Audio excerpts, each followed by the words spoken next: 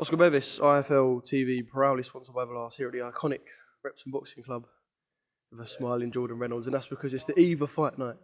I feel like, you've had like 100 fight announcements, opponent changes and that, but finally we're on the eve of you fighting in front of your loud mob for the first time.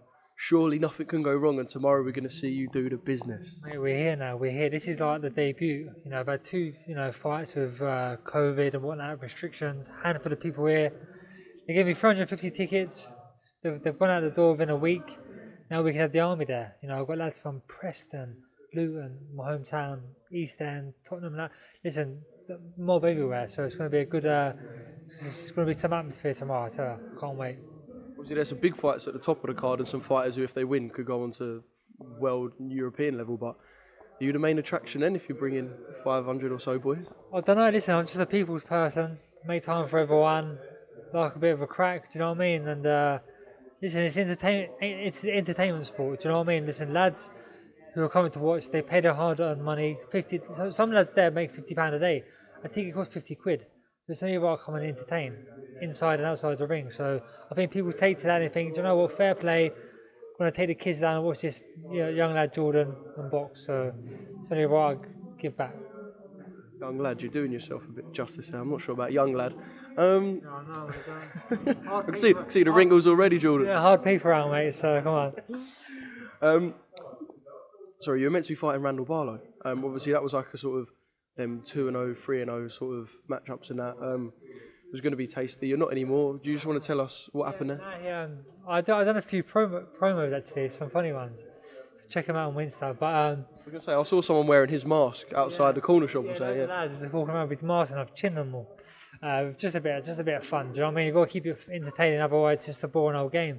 But yeah, now Randall suffered with some medical issues or whatnot. I gave him a message to see if he was all right.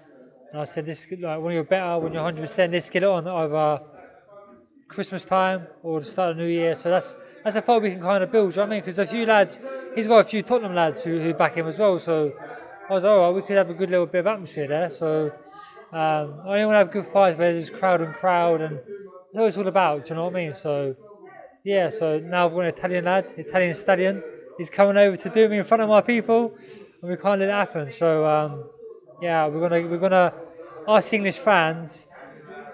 We're different when it comes to like, our culture and football and atmosphere and whatnot. So I'm sure we'll be giving him a warm welcome when he steps in the ring tomorrow evening. Well, I'll tell you what, we're all sick of Italians after the summer, so you've got to do a job on him, if I'm being honest. What sort of things are you wanting to show? Obviously, as I said, still early stages of your career, you'll have bigger fights, better fights than this, and you're going to achieve belts and whatnot. But at this stage, is there anything sort of that you're particularly wanting to show your training team, promoter, the fans, anything in particular? Listen, I'll show that I'm a ticket seller. I've been talking about it for a while. I said, give me a few tickets and I'll sell them. And it's 10 fights, so they just give me a handful of tickets, 350 if not more. They've gone, I've showed that. But this fight, it's just getting a win, mate. It's just getting a win. Every fight for me is a world title fight. I'm a working class kid, as you know. These are opportunities. This is my way out.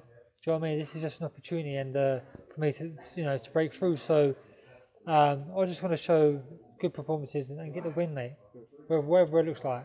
So I think sometimes in your career, at some point, like I said, when you step up to the fights that you're going to have in the future, you have to win ugly. It doesn't matter how they come. Doesn't matter, listen, mate. Sometimes you got to have that. You have that in the locker, mate. I've got a lot of that. Some lads like it pretty. They can box in a good, back foot or whatnot. But when times get hard, they ain't got the heart. I've always got that. I've got that grit. So yeah, listen. Just each opponent will tick the boxes for me because they all bring a different game. This lad's here is another tricky southpaw, a little bit negative. And is it southpaw? Yeah, another southpaw. I don't mind him.